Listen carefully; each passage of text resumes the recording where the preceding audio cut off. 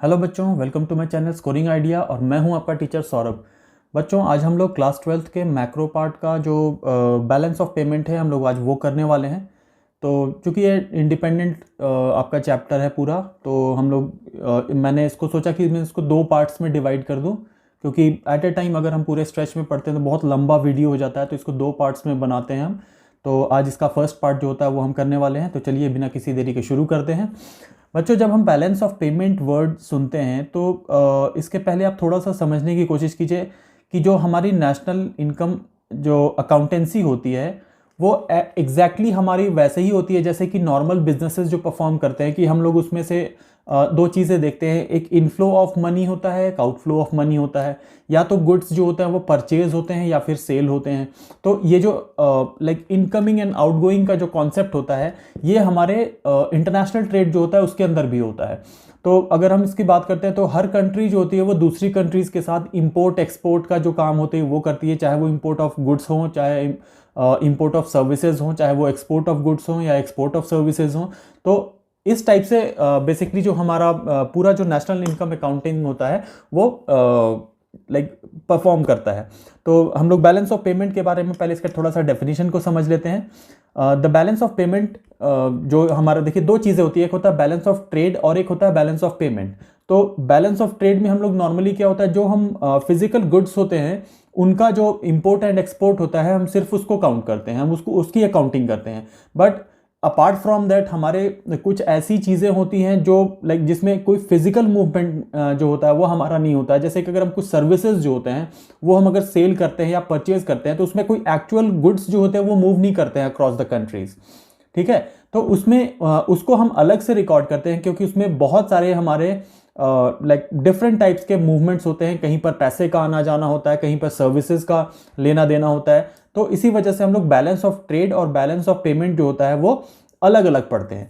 तो यहाँ पर देखिए बैलेंस ऑफ पेमेंट के बारे में जब हम बात करते हैं तो इसका डेफिनेशन में क्या है बच्चों, the balance of payment is a comprehensive and systematic record. अब देखिए कॉम्प्रिहेंसिव, दो टर्म इसमें आ रहा है, एक कॉम्प्रिहेंसिव है और दूसरा हमारा सिस्टमैटिक है। दैट मीन्स इसको हम एक सिस्टमैटिक ऑर्डर में क्लासिफाई करते हुए हम इसको बनाते हैं, अकाउंटिंग को करते हैं। इसके सारे ट्रांजैक्शंस जो होते हैं उसको हम रिकॉर्ड करते हैं बिटवीन द, अब यहां देखिए बिटवीन किसके बीच में बात कर रहे हैं, normal residents of a country. That means कि जो उसके सिटीजन्स होंगे, जो वहां रह रहे होंगे, या फिर उनका जो इकोनॉमिक इंटरेस्ट होता है वो उस कंट्री में लाई करता है, एंड विद द किसके, रेस्ट ऑफ द वर्ल्ड, यानी दूसरी कंट्रीज से। जैसे अगर हम इंडिया के रेसिडेंट्स की बात करते हैं तो उनका रेस्ट ऑफ द वर्ल्ड जो दूसरी कंट्रीज हैं उनके साथ जो हमारा ट्रांजैक्शन होता है, डिफरेंट टाइप के बिजनेसेस जो हम करते हैं उनके साथ movement of goods and services होता है, तो उनको हम रिकॉर्ड करते हैं बच्चों इसी बैलेंस ऑफ पेमेंट अकाउंट में। और यही अकाउंटिंग जो होती है वो पूरे साल चलती है एक फाइनेंशियल ईयर में,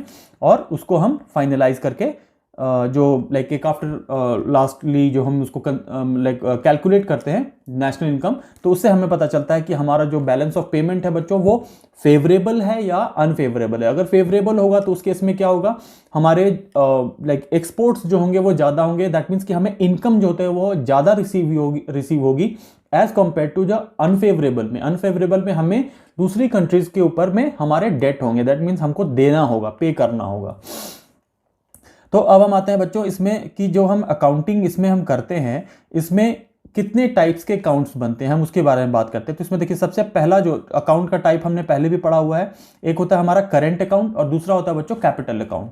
तो जब हम इसमें पहले की बात करते हैं तो ये हमारा करेंट अकाउंट है। ठीक है, current account records exports and imports of goods and services, यानी ये हमारा जो एक्चुअल फ्लो होता है उसको रिकॉर्ड करता है, और साथ में यूनिलैटरल ट्रांसफर्स। यूनिलैटरल ट्रांसफर्स क्या होते हैं बच्चों, जो जिसमें जो मूवमेंट ऑफ लाइक या फ्लो होता है आपका मनी का वो सिंगल साइडेड होता है। दैट मीन्स अगर हम यहां देखें यूनिलैटरल ट्रांसफर्स में तो इसमें क्या हो जाएगा, रेमिटेंसेज आ जाएंगे। रेमिटेंसेज मतलब होता है जो हमारी कंट्री के लोग जो बाहर रहते हैं वो जब अपने सेविंग्स का पार्ट जो होता है वो इंडिया भेजते हैं। जैसे हमारे आपके कोई लोग अगर अपने फैमिली मेंबर्स हों, वो कोई बाहर रह रहे हों, वो अपनी दूसरी कंट्री में, सपोज आप दुबई में रहते हैं, आपके कोई रिलेटिव है वो दुबई में रहता है, वो वहाँ पर लाइक इनकम जनरेट कर रहा है, जॉब कर रहा हो या बिजनेस कर रहा हो या कुछ भी कर रहा हो, तो उसमें लाइक वहाँ पे जो इनकम जनरेट होगा वहाँ से वो अपना टैक्स तो पे करेगा, कंजम्पशन भी वो वहीं करेगा। इसके बाद अगर जो उसके पास सेविंग्स का जो पार्ट होता है वो बच जाता है तो उसको हम क्या करते हैं, रेमिट कर देते हैं अपने कंट्री में। जैसे अगर मैं बाहर जाके काम करना शुरू कर दूं तो मैं अपनी वहां से अपनी फैमिली को जो पैसे भेजूंगा वो रेमिटेंसेज में आएगा। ठीक है, तो इसमें क्या क्या चीजें आ गई बच्चों, जो तुम्हारा आपका करेंट अकाउंट हुआ उसमें पहला तो गुड्स का जो रिकॉर्ड है उसमें गुड्स का इंपोर्ट एंड एक्सपोर्ट आएगा, फिर सर्विसेज का इंपोर्ट एंड एक्सपोर्ट आएगा, और यूनिलैटरल ट्रांसफर जिसको हम NFIA जो हम लोग नेशनल इनकम अकाउंटिंग में पढ़ते हैं, NFIA net factor income from abroad, ये वही चीज है। ठीक है, तो ये हो गया हमारा करंट अकाउंट का। अब इसमें हम इसके जो कंपोनेंट्स होते हैं बच्चों करंट अकाउंट के, हम वो देख लेते हैं।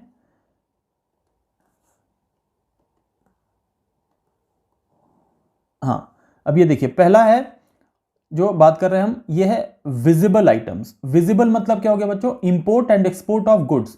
दैट मीन्स जो भी कंट्री होती है वो कुछ ना कुछ प्रोड्यूस करते हैं, हर कंट्री प्रोड्यूस करती है, और हर कंट्री जो है वो हर चीज़ प्रोड्यूस नहीं कर पाती है।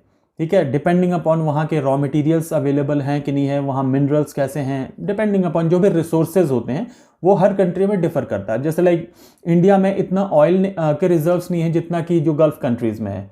ठीक है, उसी तरह गल्फ कंट्रीज़ के पास ग्रीन फील्ड्स नहीं है जितने हमारे पास हैं। तो हमें क्या करना पड़ेगा, हम उनसे पेट्रोल खरीदेंगे, पेट्रोलियम प्रोडक्ट्स, डीजल, ये सब चीज़ें लाइक क्रूड ऑयल खरीदेंगे, और उसके बदले हम जो है उनको लाइक फूड ग्रेन्स या जो भी प्रोडक्ट्स है, जो खाने पीने की चीज़ें जो वहाँ पर नहीं प्रोड्यूस किया जा सकता है, हम वो वहाँ पर भेजते हैं। तो हर कंट्री का जो इंपोर्ट एंड एक्सपोर्ट होता है उसमें फिजिकल आइटम्स जो होते हैं वो इसमें आ जाते हैं विजिबल में। विजिबल मतलब जो चीज़ें आपको मूव होती हुई दिख रही हैं, जिसका हम प्रॉपर शिपमेंट भेज रहे हैं और वो दिख रहा है कि इतना सामान लोड हुआ और दूसरी कंट्री में पहुंचा, या हमने जो मंगाया वो वहाँ से लोड होके हमारी कंट्री में उसकी शिपमेंट जो होती है वो रिसीव हो रही है। फिर दूसरा जो ट्रांजैक्शन होता है बच्चों वो होता है इनविजिबल आइटम्स का। अब इनविजिबल आइटम्स में अब यहाँ जैसे हमने देख लिया गुड्स एंड सर्विस, गुड्स का जो प्रोडक्शन होता है वो अक्रॉस द बॉर्डर मूव कर रहा होता है गुड्स। फिर दूसरा जो हो गया हमारा बच्चों वो है इनविजिबल आइटम्स। अब इनविजिबल आइटम्स का मतलब क्या होता है, जो चीजें मूव होती हुई दिखती नहीं है। अब जैसे कि इसमें क्या क्या चीजें आ जाएंगी अगर हम यहां पर बात करते हैं, तो इसमें बैंकिंग से रिलेटेड कोई भी चीज अगर हम बैंकिंग में करते हैं, जो बैंकिंग की सर्विसेज प्रोवाइड की जाती है तो उसमें आपका इन हैंड तो कुछ भी नहीं आता है। आप बैंक में पैसा रखते हो, बैंक में ड्राफ्ट बनवाते हो, आप चेक्स काटते हो, आप यहाँ से वहाँ ट्रांसफ़र करते हो पैसे, जो भी टाइप की आप सर्विसेज होती है, आपको इंटरेस्ट मिलता है, तो वो चीज़ें आपको हैंड में तो नहीं मिलती हैं, आपके इन हैंड कुछ भी नहीं आता, वो एक सर्विस प्रोवाइड कर रहा है बैंक। उसी तरह आपके इसके नीचे में मैं लिख रहा हूँ इंश्योरेंस। ठीक है, इंश्योरेंस में क्या होता है बच्चों, अगेन ये एक सर्विस है। इंश्योरेंस में आपको इन हैंड तो कुछ नहीं मिलता है। इन हैंड अगर हम इंश्योरेंस कराते हैं तो आपने एक प्रीमियम पे किया, उसके बदले आपको एक अश्योरिटी लाइक श्योरिटी मिलती है किसी चीज़ की, या जस्ट लाइक वो लाइफ इंश्योरेंस हो, चाहे वो कोई गाड़ी का आप इंश्योरेंस कराओ या जनरल इंश्योरेंस आप जिसको बोलते हो, तो उसमें आपको एक सर्विस मिलती है। उसी तरह शिपिंग। ठीक है, शिपिंग में क्या हुआ, आपका सामान लोड करके दूसरी जगह पहुंचा दिया गया, आपने एक फी पे कर दिया। तो इस टाइप के जितने भी सर्विसेज हैं ये मूव होते हुए दिखते नहीं हैं, ये चीज़ें आपको मूव होती हुई नहीं दिखती हैं। तो सर्विसेज इससे बहुत सारे कम्युनिकेशन के सर्विसेज हैं, आपको यहाँ पर उनके कॉल सेंटर्स दिखेंगे, आपको US बेस्ड कॉल सेंटर्स हैं, UK बेस्ड कॉल सेंटर्स हैं। तो उस केस में क्या होता है, जो बिजनेस प्रोसेस आउटसोर्सिंग होता है, BPOs बोलते हैं, KPO नॉलेज प्रोसेस आउटसोर्सिंग बोलते हैं, तो इनमें क्या होता है, सर्विसेज का एक्सचेंज होता है। अब कोई मैं भी पहले काम करता था BPO में, तो यहाँ मैं HCL कंपनी में काम करता था, और मैं जो काम हैंडल करता था वो अमेरिका का AT&T का जो बेसिकली उनका ADSL प्रोसेसर, जिसको हम ब्रॉडबैंड आज के डेट में बोल सकते हैं, उन सर्विसेज को हैंडल करते थे हम। तो उन्होंने आउटसोर्स कर दिया था हमारे यहाँ, तो हम उनको उनके जो कस्टमर्स होते थे उनको हम इंडिया में बैठ के सर्विसेज प्रोवाइड करते थे, और उसके बदले हमारा एक इनकम जो होता था वो इंडिया आता था। ठीक है, तो ये इसमें क्या हुआ, जो इनविजिबल आइटम्स होते हैं इनमें मोस्टली सर्विसेज होती हैं। फिर थर्ड हो गया बच्चों यूनिलैटरल ट्रांसफर्स, जिसमें गिफ्ट्स एंड ग्रांट्स भी हो सकते हैं, रेमिटेंसेस भी हो सकते हैं, एड हो सकता है, इस टाइप की चीज़ें जो होती हैं वो मूव करती है, लाइक एक साइड से पैसा आता है और इन रिटर्न उसके बदले आपको कुछ देने की ज़रूरत नहीं है। अब जैसे रेमिटेंसेज आते हैं तो आपको वापस उसको पे बैक नहीं करना है। उसी तरह अगर कोई कंट्री आपको हेल्प करने के लिए पैसे देती है, जैसे बहुत सारे ऐसे डेवलपिंग कंट्रीज हैं जिनको यूएस और अदर कंट्रीज जो होते हैं वो उनको हर साल, जैसे अफगानिस्तान हो गया, पाकिस्तान हो गया, इनको बहुत सारे एड्स मिलते हैं, बहुत सारे मतलब उनको पैसा जो होता है वो बाहर से आता है आता है उनको, और वो डेवलपमेंट करने के लिए उनको, तो इन टाइप के उसके बदले उन्हें कुछ पे ऑफ तो नहीं करना होता है, तो उनको हम बोलते हैं बच्चों यूनिलैटरल ट्रांसफर्स। ये काइंड ऑफ ट्रांसफर इनकम होता है, ठीक है। उसके बाद फोर्थ होता है बच्चों income receipts and payments from and to abroad, जिसको हम NFIA बोलते हैं, अभी हमने बात की थी इसके बारे में, NFIA, net factor income from abroad. इसमें इनकम रिसिप्ट्स एंड पेमेंट्स दोनों, लाइक वहाँ के लोग जो हमारे यहाँ काम कर रहे हैं वो वहाँ भेज रहे हैं पैसे, और हमारे लोग जो वहाँ काम कर रहे हैं वो यहाँ पर भेज रहे हैं पैसे, तो उनका जो नेट होता है वो हम यहाँ पर इंक्लूड करते हैं। एंड फिफ्थ पॉइंट हमारा, these are the transactions which do not affect the assets and liabilities position of the country. अब यहाँ देखिए करंट, जब भी हम बात करते हैं करंट अकाउंट्स के, तो करंट अकाउंट में जो भी फ्लो होता है बच्चों वो रियल टाइम फ्लो की बात करते हैं, उसमें कोई भी एसेट में या लायबिलिटीज में चेंज नहीं आता है, ठीक है। फॉर एग्जाम्पल मैं आपको बताता हूं, आपने फैक्टर सर्विसेज लिए, आपने पे ऑफ कर दिया, जैसे आप एक कंपनी रन कर रहे हो, आपके पास 10 एम्प्लॉयज हैं, वो आप उन्होंने एक सैलरी आपने फिक्स की होगी, आप उनसे एक महीना काम लेते हैं, 8 घंटे या 9 घंटे का उनका शिफ्ट होता है, वो काम करते हैं और आप उसके बदले उन्हें जो सैलरी होता है वो पे कर देते हैं। तो इसके बदले मतलब आपने एक तरफ से लिया, दूसरी तरफ से पे ऑफ कर दिया, तो इसका मतलब क्या हुआ, यहां पर आपका ना कोई लायबिलिटी कम होता है या ज्यादा होता है, ना आपका एसेट में कोई चेंज आता है, ना बढ़ता है ना घटता है, ठीक है। तो ऐसे कोई भी ट्रांजैक्शन जिसकी वजह से लायबिलिटी या एसेट में कोई चेंज नहीं आता है, वो सारे ट्रांजैक्शंस जो होते हैं बच्चों वो करंट अकाउंट में जाते हैं, ठीक है। और इसी की वजह से बच्चों हम इसको बोलते हैं फ्लो कॉन्सेप्ट। फ्लो मतलब जो एक हाथ से दूसरे हाथ से तीसरे हाथ, जैसे मनी का फ्लो होता है, जो हमने सर्कुलर फ्लो ऑफ इनकम में पढ़ा था, एक हाथ दो एक हाथ लो, तो इसको हम बोलते हैं फ्लो। तो ये फ्लो कॉन्सेप्ट होता है, ठीक है। तो ये हमारा हो गया बच्चों करंट अकाउंट के सारे कंपोनेंट्स, क्या क्या चीजें होती है करंट अकाउंट में। अब हम आते हैं बच्चों अपने नेक्स्ट स्लाइड पे। अब दूसरा जो है बच्चों ये है हमारा कैपिटल अकाउंट। अब देखिए नाम से आपको लग रहा होगा, कैपिटल वर्ड जहां भी आपको यूज किया जाता है वहां पर हमेशा देखिएगा कि कोई ना कोई एसेट या लाइबिलिटी की बात जरूर होती है। जस्ट लाइक फॉर एग्जांपल, हम कोई भी कैपिटल, जब हम गुड्स की बात करते हैं तो दो टाइप के गुड्स होते हैं वहां पे, एक होता है कंजम्पशन के लिए जो हम यूज करते हैं, उनको कंज्यूमर गुड्स बोलते हैं, दूसरे साइड से हम बोलते हैं बच्चों कैपिटल गुड्स। तो कैपिटल गुड्स किसके लिए होता है, जो हम प्रोडक्शन करने के लिए यूज करते हैं। तो कोई भी गुड्स जो होते हैं वो हमारे कैपिटल को इंक्रीज या डिक्रीज करता है। आपने एक गाड़ी खरीदी, लाइक कोई भी चीज रेंट पे देने के लिए या उससे पैसे कमाने के लिए, तो वो आपने कैपिटल में से इन्वेस्ट किया, इन्वेस्टमेंट होती है वो हमारे लिए, और उससे आपका एसेट बढ़ा, और फिर जब आपने बेच दिया तो आपका एसेट कम हो गया। दैट मीन्स वो प्रोडक्शन से रिलेटेड होता है। तो यहां पर हम जब भी कैपिटल की बात करते हैं तो इसमें हम वो सारे ट्रांजैक्शंस रिकॉर्ड करते हैं between the normal citizens of the country and rest of the world which relates to sale and purchase of foreign assets and liabilities, ठीक है। यानी ये डायरेक्टली, इनमें जो ट्रांजैक्शंस होंगे वो आपके डायरेक्टली कोई भी कंट्री के एसेट या लाइबिलिटी को इंक्रीज या डिक्रीज करेगा। जैसे लाइक फॉर एग्जांपल, मैं इंडिया में एक प्रोड्यूसर हूं, ठीक है, मेरे कंपनी दुबई में इन्वेस्ट करती है, वहां जाके लैंड परचेज करते हैं, वहां पर हम रियल एस्टेट लाइक डेवलपमेंट शुरू करते हैं, तो वो लैंड मेरा प्रॉपर्टी हो गया क्योंकि हमने उसको पूरा पे करके हमने वो लैंड खरीद लिया। तो हमारी कंपनी का क्या हुआ, एसेट इंक्रीज हो जाएगा।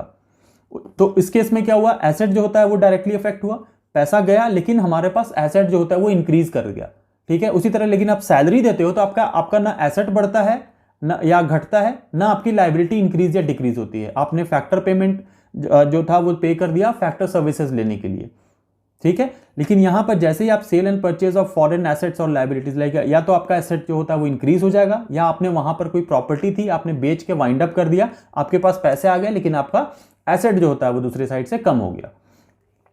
तो इसमें या तो एसेट या लाइबिलिटी में चेंज आएगा। अब इसमें देखिए क्या क्या चीजें आती हैं। पहला आता है बच्चों फॉरेन डायरेक्ट इन्वेस्टमेंट। ये आप लोग हमेशा पढ़ते हो या न्यूज़ में सुनते रहते हो कि इतना एफडीआई बढ़ गया, इस पर इतना एफडीआई का परसेंटेज को इस बार गवर्नमेंट ने इंक्रीज कर दिया या एफडीआई को कम कर दिया।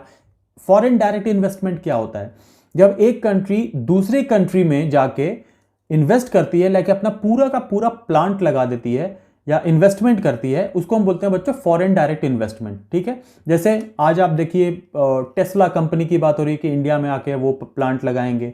उसी तरह बहुत जगह पे ऐसा होता है कि जो कंट्रीज़ होती हैं वो हमारे जो इतने ऑटोमोबाइल सेक्टर है आप उसमें देख लीजिए वो प्लांट लगा रहे हैं। कई जगह पे वो देखिए डिफेंस मैन्युफैक्चरिंग का जो होता है वो प्लांट लगाया जा रहा है। बहुत सारी एप्पल जो है वो अपने चाइना से कई जगह अपनी जो फैक्ट्रीज होती हैं उनको वहाँ से शिफ्ट करके इंडिया ला रहे हैं आईफोन बनाने के लिए, या जो एप्पल के डिफरेंट प्रोडक्ट्स हैं वो यहाँ बनेंगे। तो ये सब क्या है बच्चों, फॉरेन डायरेक्ट इन्वेस्टमेंट। आपको यहाँ पर आज स्टारबक्स दिख रहा होगा, मैकडोनल्ड्स दिख रहा है, इतने सारे मल्टीनेशनल कंपनीज हैं वो आपको दिख रहे हैं। ये क्या है, आपका FDI है। ठीक है, उसी तरह दूसरा जो पोर्शन है बच्चों इसका वो है हमारा लोन्स। अब लोन्स में देखिए, अब जैसे फॉरेन डायरेक्ट इन्वेस्टमेंट की बात करते हैं तो अगर फॉरेन डायरेक्ट इन्वेस्टमेंट यहां पर आता है तो वो डायरेक्टली आपका कैपिटल अकाउंट में इसलिए आएगा क्योंकि उतना कैपिटल मूव करके हमारी कंट्री में आया। उसी तरह हमारे जो अडानी ग्रुप्स हैं, अंबानी है, ऐसे बहुत बड़े टाटा, बिरला, डिफरेंट जो हमारे जो कैपिटलिस्ट हैं उन्होंने दूसरी कंट्रीज में भी इन्वेस्टमेंट्स कर रखा है। तो उस केस में क्या होता है, उस केस में भी हमारा लायबिलिटी या एसेट जो होता है वो डायरेक्टली इफेक्ट होता है उनके ट्रांजैक्शंस की वजह से। तो इसकी वजह से उनको FDI को जो होता है वो हम लोग उसके अंदर में रखते हैं कैपिटल अकाउंट में। फिर आता है बच्चों आपका लोन्स। लोन्स बहुत बड़ा फैक्टर होता है हर कंट्री के लिए, हर कंट्री के ऊपर में डेट होता है। लोन्स जब हम लेते हैं तो आपको जो कॉमर्स के बच्चे हैं वो बहुत इजीली समझ सकते हैं कि जब भी आप लोन लेते हैं, दैट मीन्स लोन आप बोरो करते हैं, तो उस केस में क्या होता है, आपके पास पैसा तो आ जाता है लेकिन आपकी रिपेमेंट की वजह से लाइबिलिटी जो होती है वो आपके ऊपर बढ़ जाती है क्योंकि आपको उसको फ्यूचर में पे बैक करना है। तो जब भी आप ऐसा कोई ट्रांजैक्शन जिससे, जैसे आपने लोन लिया, बैंक से लोन लिया, आपके पास पैसा तो आ गया, आपने काम कर लिया, आपने बिजनेस शुरू कर लिया, आपने कंजम्पशन कर लिया, लेकिन अब आपको उसको EMIs को भरना पड़ेगा, हर महीने आपको भरना पड़ेगा। तो वो आपके लिए एक लाइबिलिटी है। तो ऐसी कोई भी आपने कोई ट्रांजैक्शन किया जिसकी वजह से आपकी लाइबिलिटी इंक्रीज या डिक्रीज होती है, जैसे कि आपने रीपेमेंट कर दिया लोन का, तो अगेन क्या होगा, आपका पैसा तो चला जाएगा लेकिन आपकी लाइबिलिटी कम हो गई क्योंकि अब आपको एक लोन नहीं भरना हुआ। तो ऐसे ही आपके लोन्स जो होते हैं वो डायरेक्टली आपके लाइक लाइबिलिटी साइड को अफेक्ट करते हैं। फिर थर्ड होता है बच्चों पोर्टफोलियो इन्वेस्टमेंट। पोर्टफोलियो इन्वेस्टमेंट में क्या होता है, कई बार आपने देखा होगा, एक तो देखिए फॉरेन डायरेक्ट इन्वेस्टमेंट और दूसरा है पोर्टफोलियो इन्वेस्टमेंट। इनमें बहुत बच्चों को कंफ्यूजन इसलिए हो सकता है क्योंकि दोनों एक तरह से इन्वेस्टमेंट है, हमारे कंट्री में दो बाहर की कंट्रीज आके पैसा लगा रही हैं। तो इन दोनों में डिफरेंस क्या हुआ, इसमें बच्चों डिफरेंस ये है कि फॉरेन डायरेक्ट इन्वेस्टमेंट में पूरा का पूरा यूनिट जो होता है वो एक कंपनी जैसे कि टेस्ला है वो आज आके पूरा यूनिट इंडिया में लगा के यहीं मैन्युफैक्चर कर रही है और यहीं से डोमेस्टिक डिमांड जो है यहाँ भी पूरा कर रही है और यहाँ से रेस्ट ऑफ द वर्ल्ड में एक्सपोर्ट भी कर रही है। दूसरा होता है बच्चों पोर्टफोलियो इन्वेस्टमेंट। इसमें क्या होता है, दो कंपनीज लाइक कोई एक बड़ी कंपनी बाहर से आती है, वो यहाँ की किसी कंपनी के साथ टाई अप करती है और फिर यहाँ प्रोड्यूस करना शुरू करती है, तो उसको हम बोलते हैं पोर्टफोलियो इन्वेस्टमेंट। ठीक है, अब जैसे कि आप एग्जांपल ले लो, वैक्सीन बन रही है तो ऑक्सफोर्ड जो ने वहाँ पर एस्ट्राजेनिका बनाया, उन्होंने आके यहाँ पर जो हमारे पुणे में जो सीरम इंस्टीट्यूट है उनके साथ टाई अप किया और यहीं पर मैन्युफैक्चरिंग करना शुरू किया। वो इसलिए क्योंकि हमारे पास कैपेसिटी है इतना हाई लेवल पे प्रोडक्शन करने का। आपने कोविशील्ड का नाम सुना होगा, तो वो प्रोड्यूस करने के लिए, तो इसको बोलेंगे बच्चों पोर्टफोलियो इन्वेस्टमेंट। उसी तरह बहुत सारे जॉइंट वेंचर्स हैं, जैसे पहले हुआ करते थे, मारुति के साथ सुजुकी आ गई, वो पोर्टफोलियो इन्वेस्टमेंट हो गया। हीरो के साथ होंडा कंपनी मिक्स होकर हीरो होंडा बाइक्स बनाने लग गए, तो कावासाकी और बजाज इन्होंने मिलके बाइक्स एंड स्कूटर्स बनाए। तो ये सारे जो होते हैं बच्चों पोर्टफोलियो इन्वेस्टमेंट होते हैं। ऐसे हर सेक्टर में ऐसा काम होता है, रेलवेज में हो, मेडिसिन में हो, या बैंकिंग सेक्टर में भी आपने देखा होगा कई मर्जर्स हुए हैं एक साथ, जॉइंट वेंचर, कई बार 2-3-4 कंपनीज मिलके एक बड़े बड़े जॉइंट वेंचर्स करती हैं, तो इनको हम बोलते हैं बच्चों पोर्टफोलियो इन्वेस्टमेंट। उसके बाद होता है बच्चों बैंकिंग कैपिटल ट्रांजैक्शन। बैंक्स भी जो होते हैं वो एक दूसरे कंट्रीज में जाके इन्वेस्टमेंट्स करते हैं, जैसे कि जो कैपिटल ट्रांसफर्स होता है। जैसे बैंकिंग कैपिटल ट्रांजैक्शंस मतलब क्या है, कैपिटल जो मूव करेगा हमारी कंट्री से दूसरी कंट्री में, वो कहाँ से होगा, वो बैंकिंग के थ्रू होता है। ठीक है, तो जो भी बैंक से रिलेटेड ट्रांजैक्शंस होते हैं, जो कैपिटल का ट्रांजैक्शन होता है, दैट मीन्स कि मनी जो होता है वो कहीं या तो एसेट परचेज करने के लिए या फिर आपको लोन देने या चुकाने के लिए जो ट्रांजैक्शंस होते हैं, उनको हम इस कैटेगरी में रखते हैं जो कि हमारा कैपिटल अकाउंट में रिकॉर्ड होता है। फिर फिफ्थ है बच्चों, these are the transactions which affect assets और liabilities position of the country. That means वही जो हम बात कर रहे थे अभी कि जो भी कैपिटल अकाउंट में वो ट्रांजैक्शंस आएंगे जो आपके एसेट्स एंड लाइबिलिटीज को डायरेक्टली अफेक्ट करते हैं। और ये है बच्चों स्टॉक कंसेप्ट। स्टॉक कंसेप्ट मतलब क्या होता है, जो हम एक पॉइंट ऑफ टाइम के लिए मेजर करते हैं, और जो हमारा फ्लो कंसेप्ट होता है वो हम एक पीरियड ऑफ टाइम के लिए करते हैं। तो आपको हमेशा ये चीज ध्यान रखना है कि कैपिटल अकाउंट जो होता है वो स्टॉक कंसेप्ट होता है, क्योंकि हम जब भी बात करते हैं वो स्टॉक की बात करते हैं कि इस पर्टिकुलर टाइम पे क्या स्टॉक है हमारे पास। तो वो एक स्टैटिक कॉन्सेप्ट होता है, एक पॉइंट ऑफ टाइम पे मेजर किया जाता है। और जो करंट अकाउंट होता है, करंट नाम से समझ में आता है कि वो फ्लो हो रहा है, और कैपिटल का मतलब होता है एक जगह पे फिक्स्ड। तो इसका मतलब एसेट या लाइबिलिटीज ये कोई छोटे मोटे टाइम के लिए नहीं होता है मूवमेंट, एक बड़े मतलब टाइम के लिए होता है। और इसी वजह से हम इसको एक पॉइंट ऑफ टाइम पे मेजर करते हैं कि अब जस्ट लाइक अभी हमारे पास कितना स्टॉक है, उसी तरह हमारे पास अभी कितना कैपिटल इन्वेस्ट हुआ है, एक पर्टिकुलर ईयर में कितना कैपिटल इन्वेस्ट हुआ है। तो ये हम पॉइंट ऑफ टाइम में कैलकुलेट करते हैं। तो ये दो चीजें हो गई हमारी, कैपिटल अकाउंट और ये। अब यहां आता है नेक्स्ट, जो हमारे कुछ टर्म्स इसमें यूज होते हैं वो सारे हम इसमें डिस्कस कर लेते हैं। इसके बाद हम सेकेंड पार्ट में डिस्कस करेंगे जो इसके अदर एलिमेंट्स हैं वो वाले पार्ट में। तो ये है, देखिए पहला है बच्चों बैलेंस ऑफ ट्रेड, जो अभी मैं बात कर रहा था स्टार्टिंग में ही कि बैलेंस ऑफ ट्रेड और बैलेंस ऑफ पेमेंट में क्या डिफरेंस होता है। तो it is balance of trade की बात करते हैं तो it is the net difference of import and export for all visible items. अब ये देखिए वहीं पे मैंने आपको बताया कि बैलेंस ऑफ ट्रेड अगर हम बोलते हैं तो वो एक पार्ट होता है आपका बैलेंस ऑफ पेमेंट का, क्योंकि उसमें हम सिर्फ विजिबल आइटम्स का जो ट्रांजैक्शन होता है हम सिर्फ उसको रिकॉर्ड करते हैं। That means international trade related to goods, not like goods and visible items, physical items, not invisible. इसका मतलब ये सीधा सीधा आप देखें तो लगे हम कॉन्सेप्ट की बात करते हैं तो जो आपका बैलेंस ऑफ ट्रेड होता है वो एक नैरो कॉन्सेप्ट है, और उसका वाइडर कॉन्सेप्ट जो हुआ जिसमें हम यूनिलैटरल ट्रांसफर भी बात करते हैं, इनविजिबल जो होता है वो भी बात करते हैं। तो वो एक बड़ा कॉन्सेप्ट, एक वाइडर कॉन्सेप्ट होता है। उसके बाद देखिए यहां नेक्स्ट पॉइंट आता है बच्चों, जो समझने की चीज है वो है autonomous items.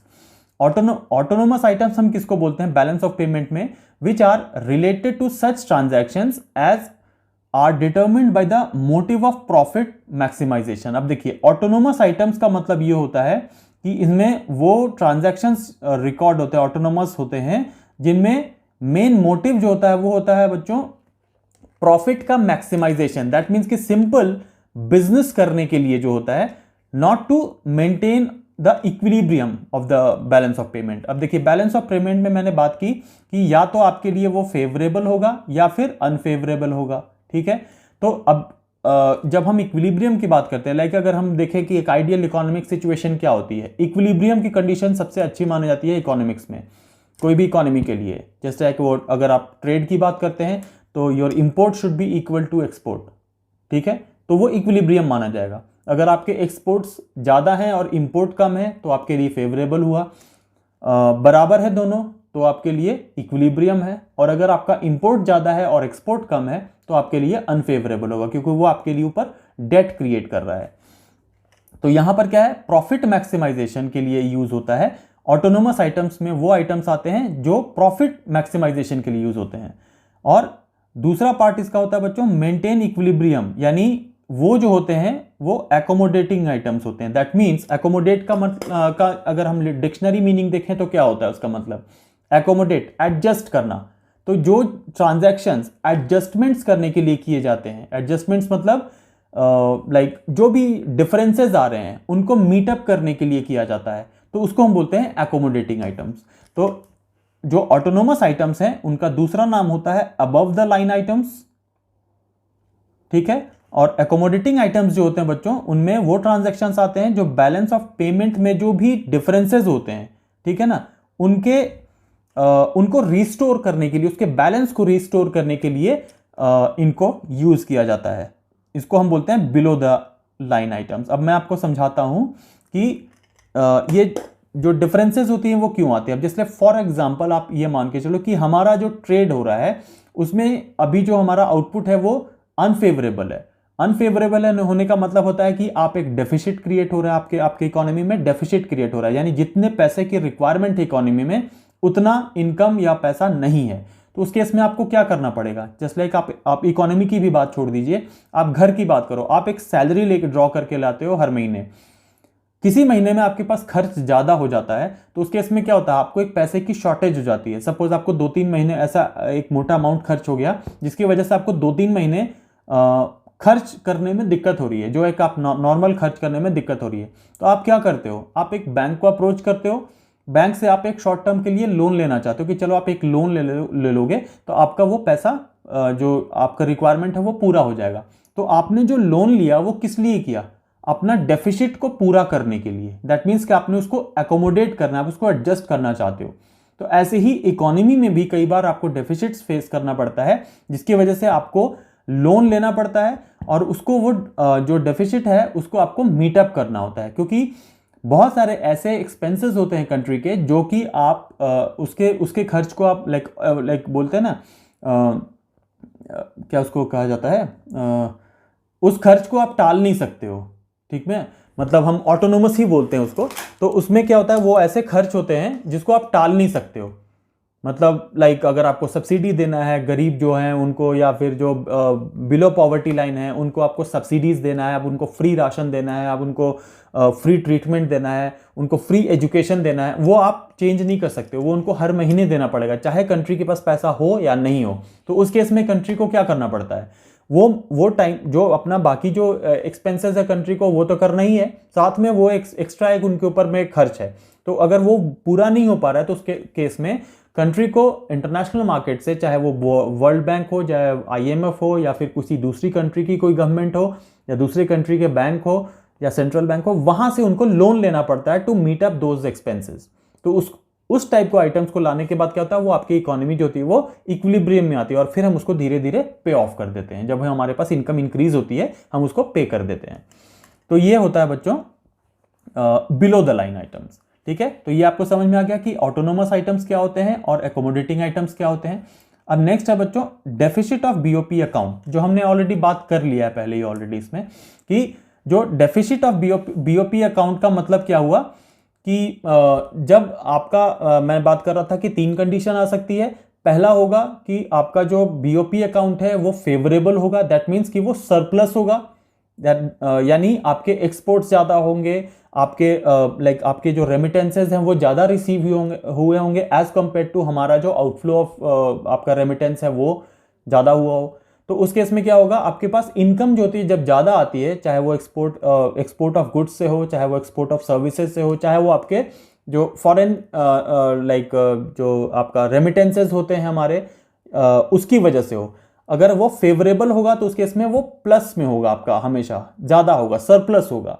Deficit of BOP मतलब क्या हुआ कि आपका जो टोटल आउटफ्लो है वो ज़्यादा है एज कंपेयर टू इनफ्लो, ठीक है।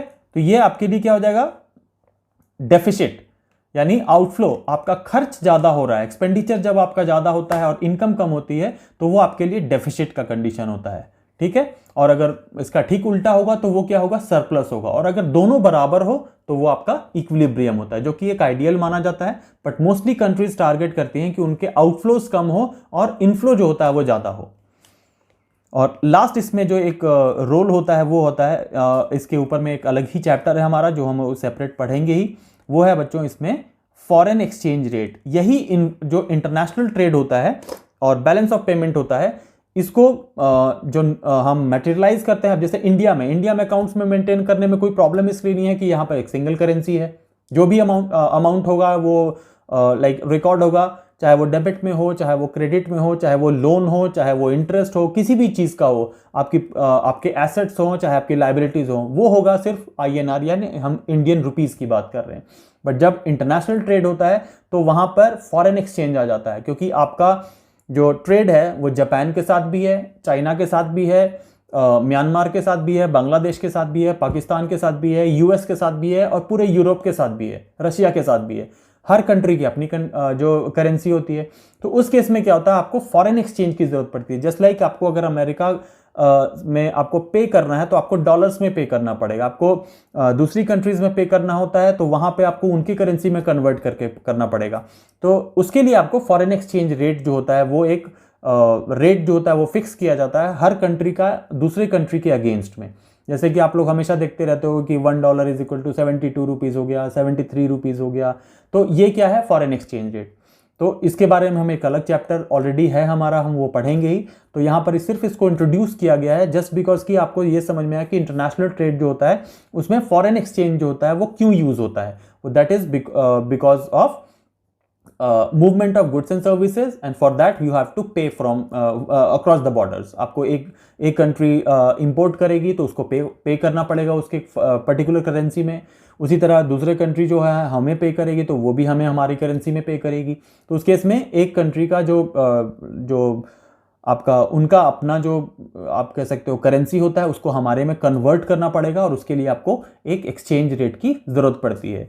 तो ये है बच्चों इसका फर्स्ट पार्ट। इसमें आपको सारी चीज़ें आप समझ में आ गई होंगी और इसका सेकंड पार्ट होगा, उसमें हम इसके आगे के जो सारे पॉइंट्स होंगे वो हम सारे डिस्कस करेंगे और आप इसको आराम से समझ गए होंगे। आपको अगर कोई भी प्रॉब्लम हो रही हो तो आप नहीं समझ पाए या फिर आपके मन में कोई क्वेश्चंस हो या कुछ भी हो, जो भी डाउट्स हो, आप बेफिक्र होकर कमेंट बॉक्स में लिखिए, मैं उसको आंसर करूँगा। और अगर आपको वीडियो अच्छा लगा, आपको कॉन्सेप्ट्स जो हैं वो समझ में आ गए तो वीडियो को ज़्यादा से ज़्यादा लाइक कीजिए, चैनल को सब्सक्राइब कीजिए और दूसरे बच्चों तक शेयर कीजिए ताकि वो वीडियो जो होता है वो सब तक पहुंच पाए। और मिलते हैं बच्चों फिर एक नेक्स्ट वीडियो में। Thank you so much.